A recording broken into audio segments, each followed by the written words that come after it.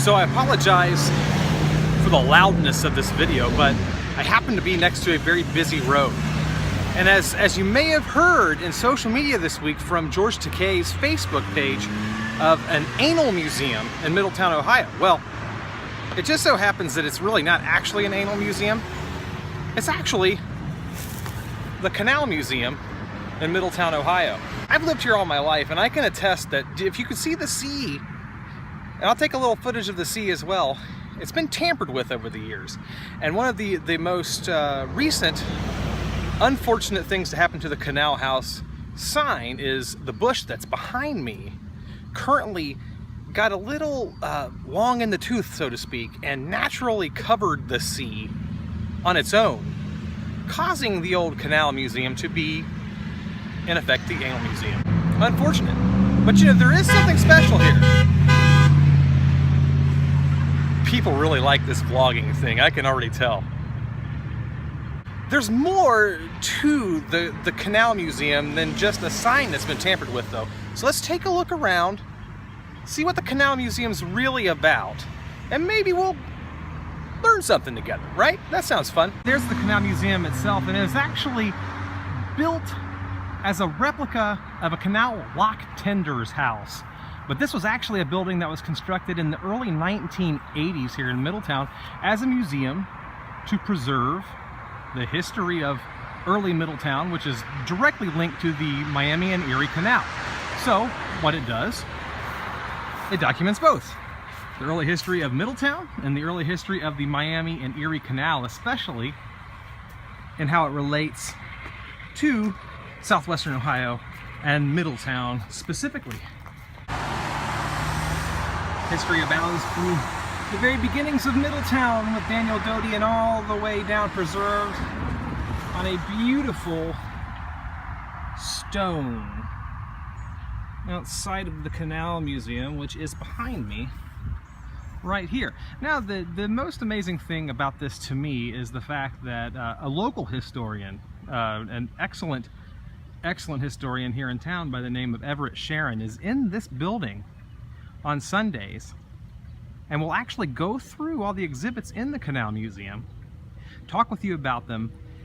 And what's amazing is there's just such well, I don't even really know how to put it into words, just an authenticity about listening to Mr. Sharon talk about the exhibits and the things on display inside the Canal Museum. I might have to come back and visit him again sometime. Maybe I'll take you along. I mentioned that the Canal Museum is made to resemble a lock tender's house on a canal. So I started asking myself questions. Well, what's a canal lock? And why do you need a canal lock tender? And really, honestly, it sounds really silly to say, but what's a canal for anyway? What's it used for? How is it used? And so I dug a little deeper. This is what I came up with. Well, the purpose of a canal, you ask.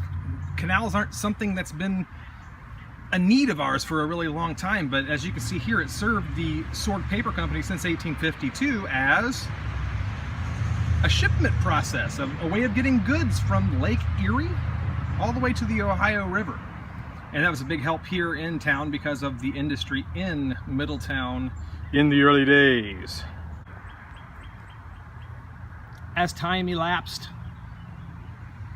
newer technologies for shipping goods came along, as in railroads, and as you can see, the canals were no longer needed. So you can see the remnants of the canal here, all grown over. Matter of fact, only when there's a heavy rain do you see much water in this canal at all. It's pretty much all dried and grown over with lush greenery. And it continues on this direction.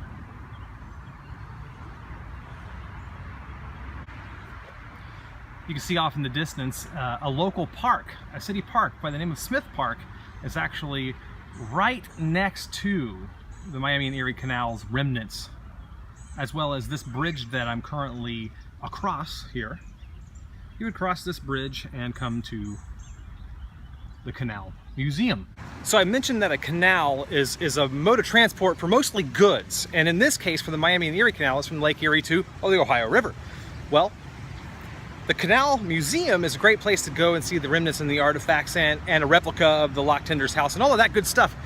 But with the actual canal being so grown over, this beautiful mural in downtown Middletown really illustrates what a canal would have looked like. As you can see, there's the canal itself, the body of water, and you can see that on the side there's a path, and on this path there are two mules pulling the boat down or up the canal so that it can in effect move, because the water in a lot of ways would not be all that motion filled.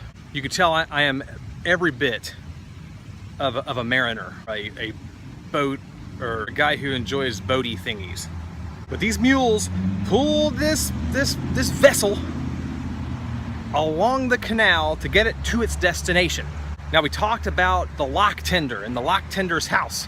Well, all along the canal, sometimes you would have some areas of elevation and some areas where the water level would go down some more, and these boats could not make that elevation change on their own. They need something to help them out so that they stay safe. Well, what did they use for that?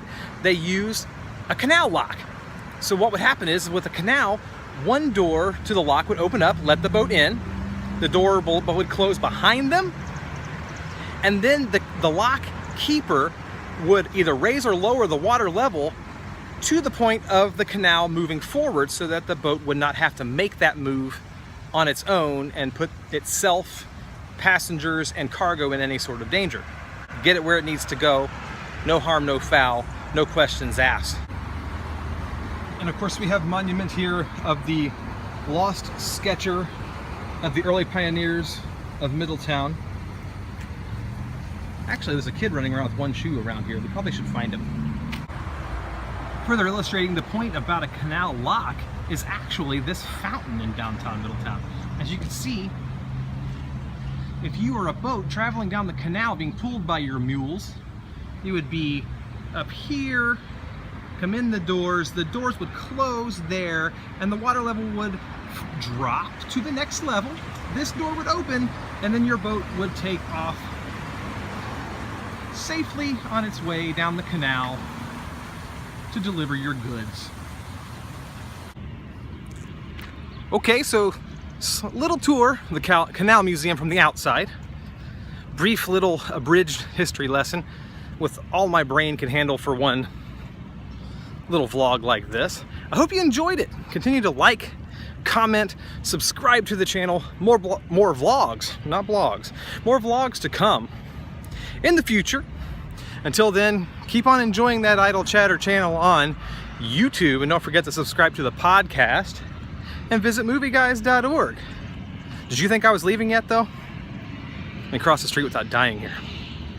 One last little funny tidbit while we are on the subject of strange names with double entendres, both in my hometown. Crazy.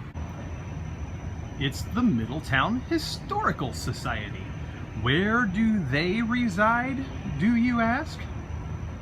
You got that right. It's the Shardle House.